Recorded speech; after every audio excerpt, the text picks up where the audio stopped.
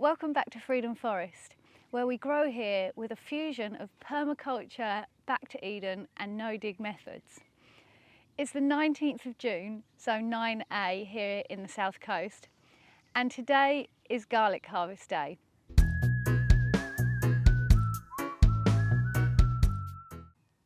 I've grown two types of garlic this year, one called Mersley White, which is a soft neck French variety, and then everybody's favourite elephant garlic, which is a hard neck garlic. I sowed the elephant garlic back at the end of September, as it does need a slightly longer growing season, and then I sowed the Mersley White at the end of November. As you can see, this is yellowing off now, which is a good indication that it is ready for harvest. I'm going to start with the Mersley White soft neck garlic.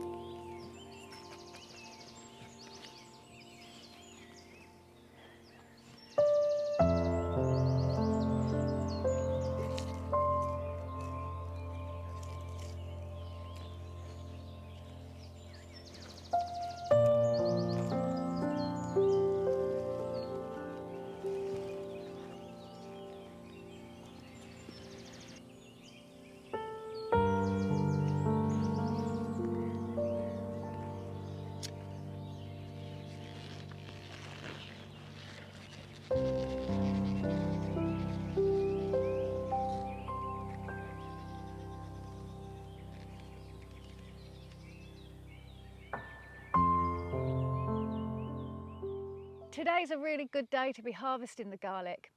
It rained all day yesterday and garlic doesn't do well being sat in wet soil close to harvest time, so it's good that we're getting it all out today.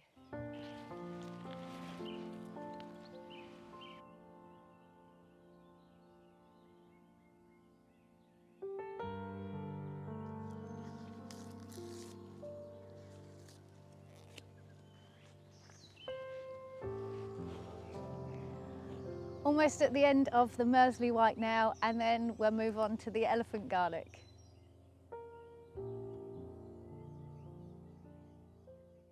You can see that the amount of sunlight the garlic gets makes a really big difference too.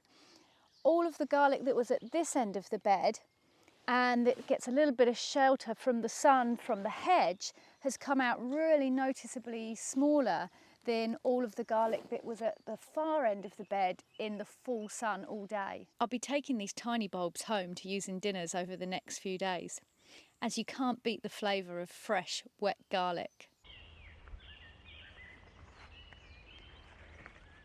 Now for the one we've all been waiting for, the elephant garlic harvest. Okay, this is where the fun begins.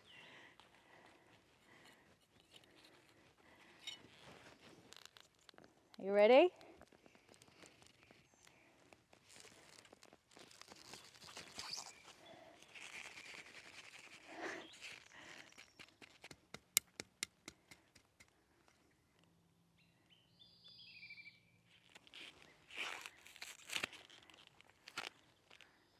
Hardneck garlic sends up scapes like these, and that's completely normal.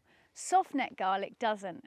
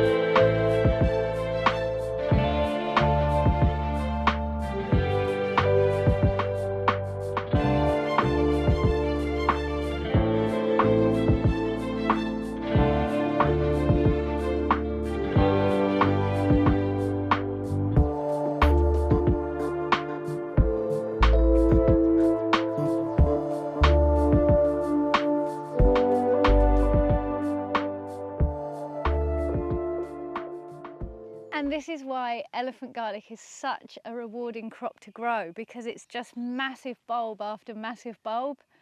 I love it.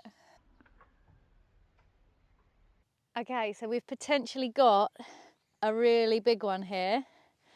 So let's have a look and see what we can find.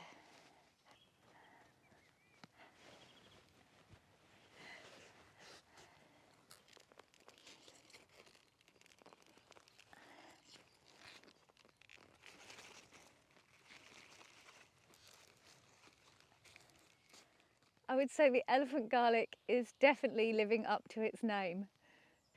Halfway through the elephant garlic now, and I'm going on to the second side.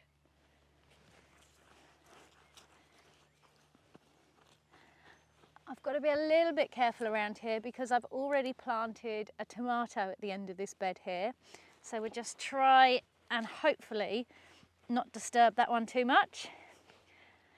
This one's got quite a big fat neck on it, so it could be another big one. Let's see. I just use the trowel to get a little bit of leverage underneath the bulb so I can gently pull on the neck to get it out of the ground. And of course, where we're no dig, that makes it a lot easier.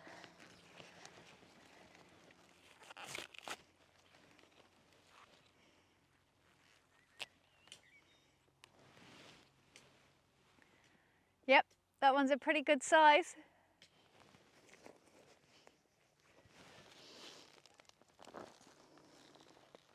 Woohoo!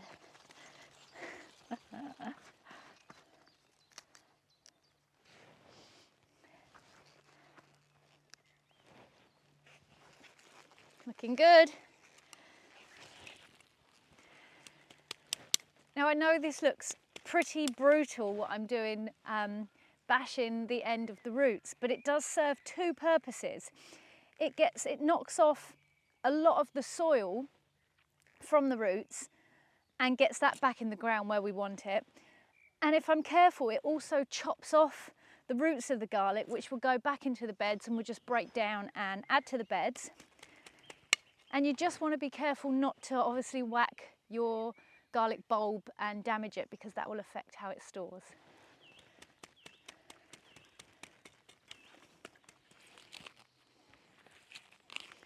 I would say it is definitely paying off that I saved all of my biggest cloves for replant, because we are getting some huge elephant garlics this year.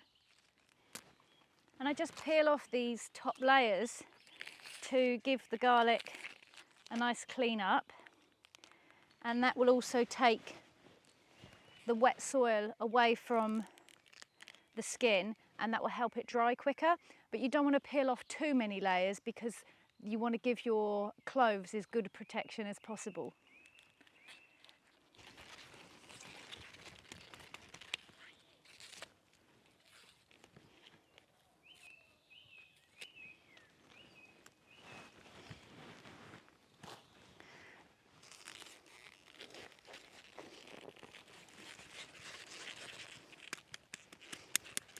I have to say, this is the first garlic harvest in about 3 or 4 years where I've not had a beautiful sunny day.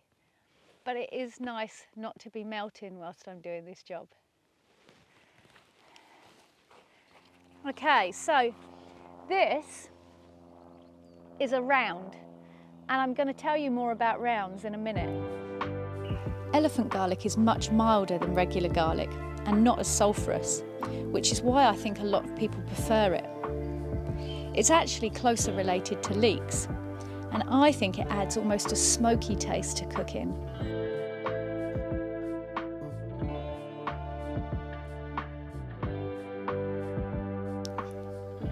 Garlic is traditionally sown on the shortest day of the year and harvested on the longest day of the year, the summer solstice, one of my favourite times.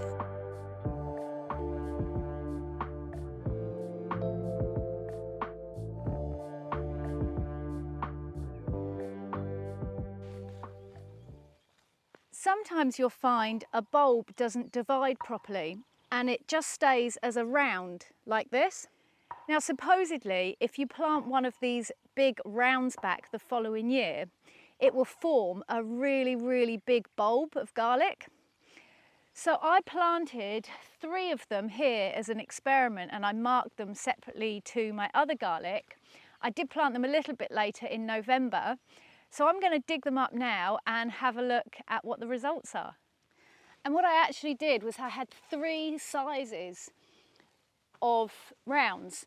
I had a large, a medium and a smaller one, and you can clearly see from the necks of these 3 that they do all go down in size scale. So let's have a look at the results. This is the big one first. Okay, well that is a pretty good size bulb. I wouldn't say it's the biggest that I've had. Let's just strip it back. I can definitely see some cloves in there. So at least it has divided into a properly formed bulb.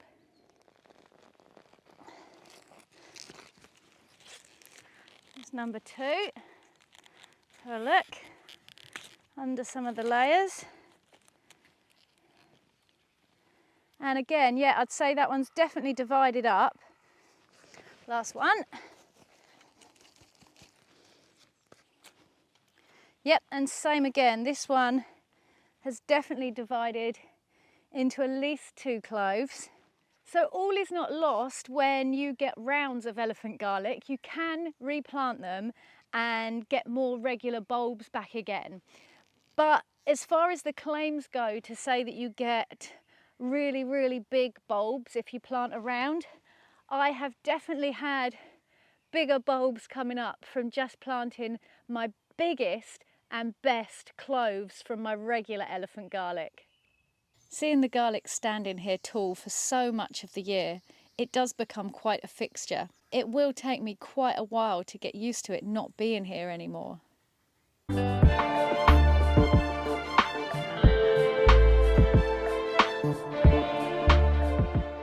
Well, I think it's safe to say that we've had another successful year of garlic growing here at Freedom Forest. We hope you've enjoyed our harvest video today, and thank you so much for watching and being here with us. Please like, share and subscribe to our channel if you haven't already. Have a great day. Peace and plants.